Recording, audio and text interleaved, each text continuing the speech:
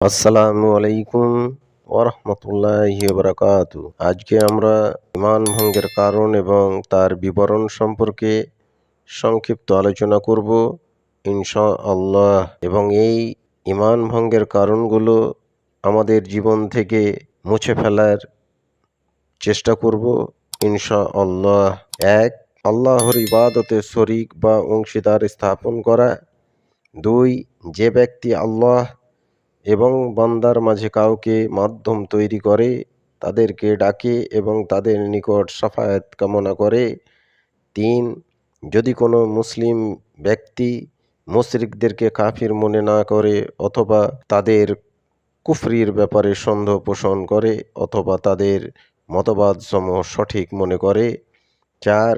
যদি কোনো মুসলিম নবী করিম সাল্লাল্লাহু আলাইহি ওয়াসাল্লামের দেখানো পথ ব্যতীত অন্য কোনো পথ পরিপূর্ণ অথবা ইসলামী হুকুমত বা বিধান ব্যতীত অন্য কারো তৈরি হুকুমত উত্তম মনে করে, তবে সেই ইসলাম থেকে খারিজ হয়ে যাবে।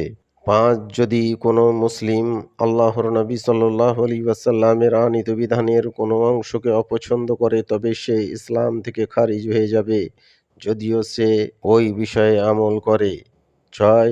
যদি কোনো মুসলিম মুহাম্মদ সাল্লাল্লাহু আলাইহি ওয়াসাল্লামের আনীত ধর্মের কোনো বিষয়ে অথবা ধর্মীয় স্বভাবের বা শাস্তির ব্যাপারে ঠাট্টা বিদ্রূপ করে, তবে সেও কাফির হয়ে যাবে। ৭. যদি কেউ জাদুর মাধ্যমে ভালো কিছু অর্জন বা মন্দ কিছু বর্জন করতে চায়, অথবা স্বামী স্ত্রীর মাঝে সম্পর্ক স্থাপন বা ভাঙন ধরাতে গোপন প্রকাশ্য মন্ত্রতন্ত্র করতে চায়, অথবা কারো সাথে ছেলে মেয়ে সম্পর্ক স্থাপন বা বন্ধুত্বে ফাটল ধরাতে চায়। ৮. মুসলমানের বিরুদ্ধে মুশরিকদেরকে সাহায্য সহযোগিতা করা।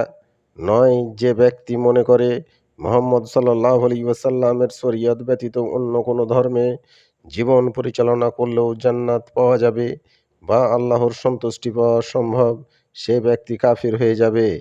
আল্লাহ মনোনীত দ্বীন ইসলাম থেকে মুখ ফিরিয়ে নেওয়াও একটি কারণ, যা এই 10টি কারণের মধ্যে একটি কারণও যদি মানুষের মধ্যে থাকে, তাহলে সে কাফির হয়ে যাবে এবং সে মুসলমান কোনোদিনই থাকবে না। আসসালামু আলাইকুম ওয়া রাহমাতুল্লাহি ওয়া বারাকাতুহু।